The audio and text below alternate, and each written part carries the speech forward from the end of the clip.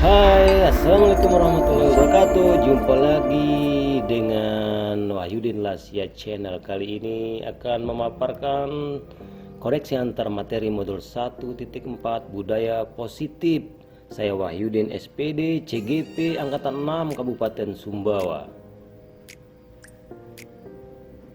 Pada video kali ini akan memaparkan tentang keterkaitan materi dari filosofi Ki Hajar Dewantara, nilai dan peran guru penggerak, visi guru penggerak, dan budaya positif.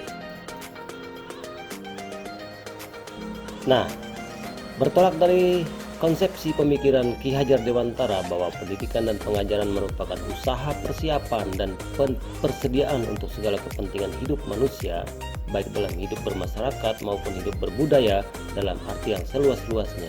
Pendidikan adalah tempat persemaian benih-benih kebudayaan dalam masyarakat.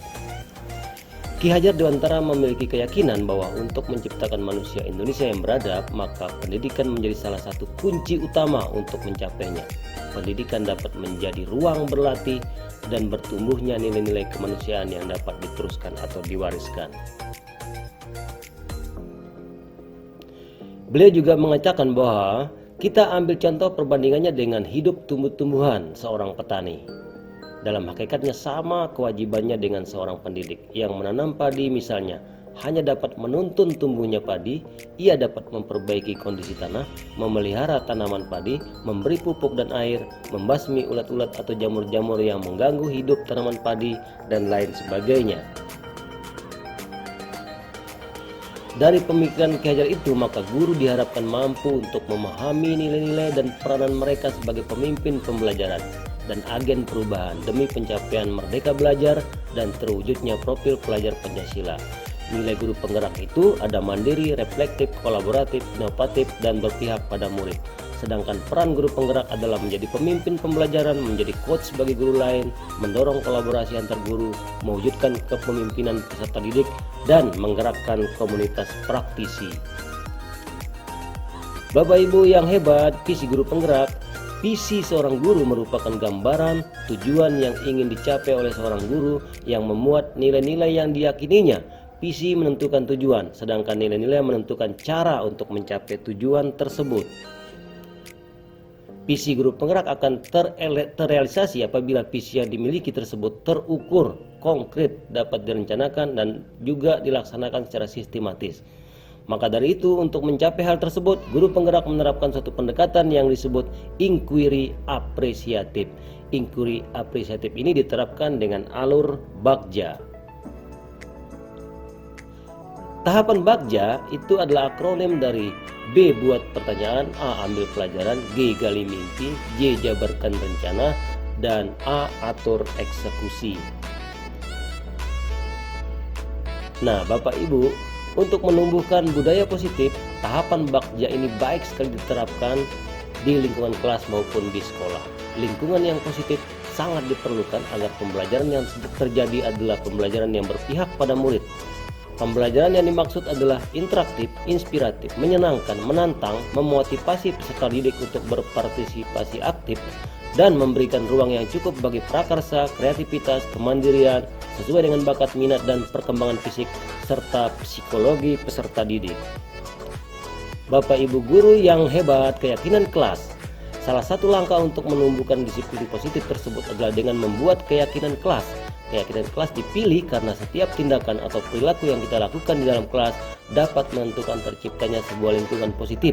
Perilaku warga kelas tersebut menjadi sebuah kebiasaan yang akhirnya membentuk sebuah budaya positif. Nantinya akan melahirkan budaya positif sekolah. Selanjutnya Bapak Ibu, pembentukan keyakinan kelas atau keyakinan sekolah. Keyakinan kelas bersifat lebih abstrak daripada peraturan yang lebih rinci dan konkret. Keyakinan kelas merupakan pernyataan universal. Pernyataan keyakinan kelas senantiasa dibuat dalam bentuk positif. Keyakinan kelas hendaknya tidak terlalu banyak, sehingga mudah diingat dan dipahami oleh semua warga kelas.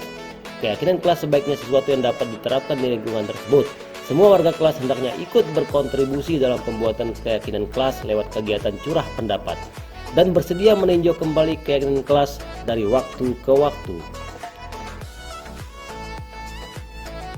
Budaya tertib Terdiri dari beberapa bagian, yaitu disiplin positif dan nilai-nilai kebajikan universal, teori motivasi, hukuman, penghargaan, dan restitusi, keyakinan kelas, kebutuhan dasar manusia, dan dunia berkualitas, restitusi 5 posisi kontrol, restitusi, dan segitiga restitusi.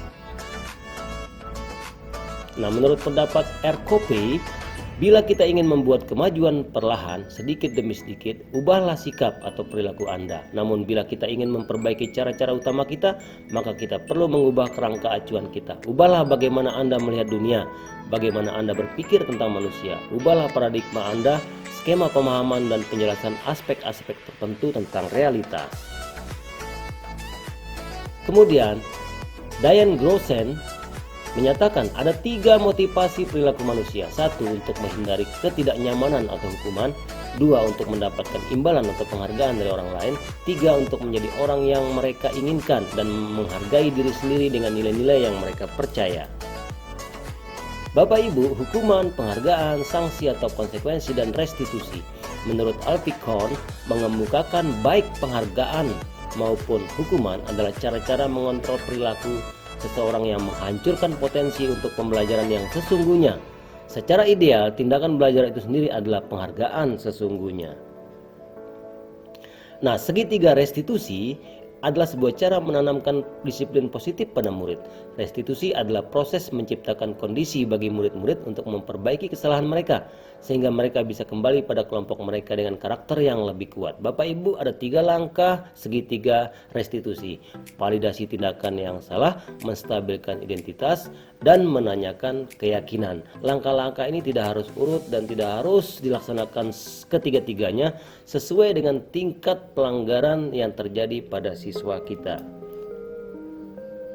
Kemudian Bapak Ibu, segitiga restitusi itu memiliki ciri-ciri, bukan untuk menebus kesalahan namun untuk belajar dari kesalahan, memperbaiki hubungan, bersifat tawaran bukan paksaan, menuntun untuk melihat ke dalam diri, mencari kebutuhan dasar yang mendasari tindakan. Diri adalah cara yang paling baik, fokus pada karakter bukan tindakan. Restitusi bersifat menguatkan, restitusi fokus pada solusi, restitusi mengembalikan murid yang berbuat salah pada kelompoknya. Nah, kemudian Bapak Ibu, perubahan yang terjadi pada cara berpikir saya dalam menciptakan budaya positif di kelas maupun sekolah setelah mempelajari modul ini, lebih memahami perlunya budaya positif untuk menciptakan lingkungan belajar yang kondusif dan berpihak pada murid. Dan saya lebih bisa mengendalikan diri dalam menangani kasus siswa dan merancang perubahan dengan langkah yang lebih konkret. Sebelum mempelajari modul ini, ketika berinteraksi dengan murid berdasarkan 5 posisi kontrol, posisi manakah yang paling sering dipakai dan bagaimanakah perasaan saat itu? Setelah mempelajari modul ini, posisi apa yang dipakai dan bagaimana perasaan sekarang? Apa perbedaannya? Sebelum mempelajari modul ini, saya lebih sering menggunakan posisi kontrol sebagai penghukum, teman, dan pemantau.